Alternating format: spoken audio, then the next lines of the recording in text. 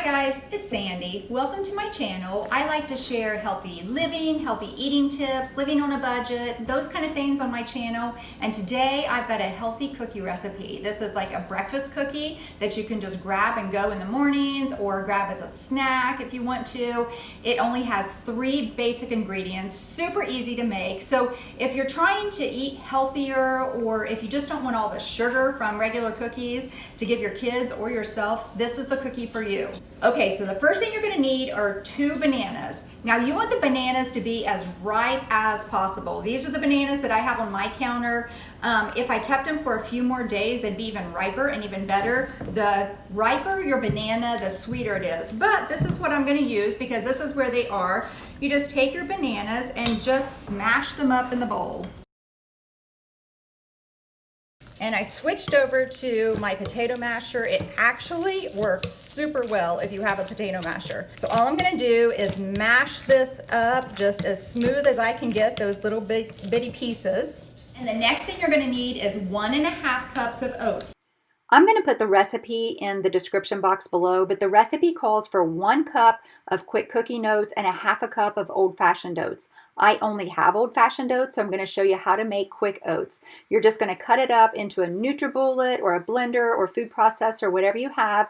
It just very quickly cuts them, making them quick cooking oats, and what that means is it cuts the oat and it just makes it cook quicker.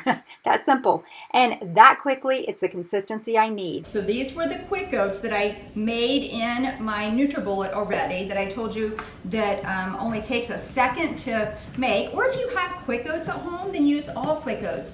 And if you only have Old Fashioned Oats like this and you don't have a NutriBullet or a blender to blend them up in, it's okay to use the Old Fashioned Oats.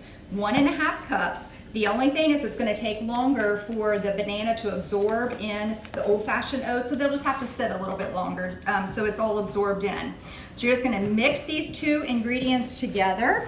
And then the last ingredient that this calls for is chocolate chips or any kind of add-in. You could add in nuts like walnuts, or you could add in cranberries. It's whatever add-in you want. So that is the basic recipe, just 3 healthy, whole food, actual ingredients. And that's what we're going for, is real food.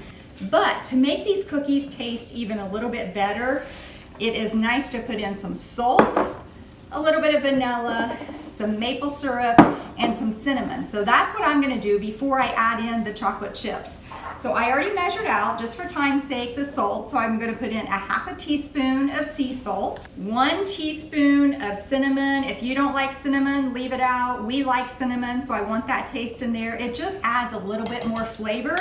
1 teaspoon of vanilla, and did you know the cap is 1 teaspoon? So you never have to measure that out, just pour it into the cap and put it in here. And then if you want your cookie just a little bit sweeter, then put in some honey or some maple syrup. I'm gonna put in 2 tablespoons. You can put in 2, 3 tablespoons, whatever you want. It depends on how ripe your bananas are. If your bananas are really ripe and they have lots of brown spots, they're going to be sweeter, so you won't need as much maple syrup. Mine were not. You can kind of see the banana peel here.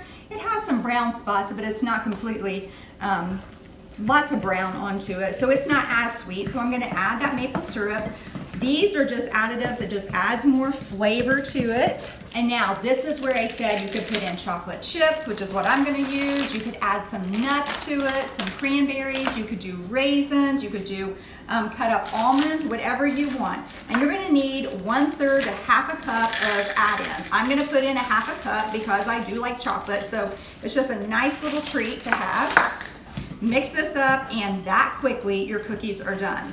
Now, just so those oats are not dry, I want the banana to really soak into the oats. So I'm going to now set my oven at 350 degrees, and as soon as it comes to 350 degrees, then I'm going to put it onto the cookie tray.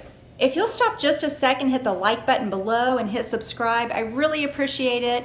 YouTube shows my video to more people that way, and it really helps me. Okay, I'm gonna get my cookies out. I'm using this silicone mat, or you could use parchment paper. These are by far one of my favorite things I even have in my kitchen. I'll put a link below into the one that I got off of Amazon. I'm telling you, you need silicone mats. You'll use them for everything. So I'm just taking this 1/4 cup and making my cookies. Now, I want bigger cookies because I'm gonna make them like a breakfast cookie. So I want to make mine substantial. And if you don't, and you just want them smaller as far as like a snack size cookie or for your kids, then just use a tablespoon and then measure them out that way. So I'm gonna have bigger cookies, gonna be more substantial, but they will not spread out. They're gonna actually come out of the oven looking the same size as they go in. I made 8 cookies because I want to use them as breakfast cookies. If you want to use them as snack, then use a tablespoon to make them smaller, and you can probably get at least 12 to 15. Put them in the oven at 350 degrees for 15 minutes. And then just remove them and put them on a rack to cool until they are completely cool. You can see they just come right off this silicone mat. That's why I love these things. Cookies are out. I told you they stay the same shape. Now I'm just going to break them open, and you can see just the chocolate and kind of gooey and ooey, ooey and gooey.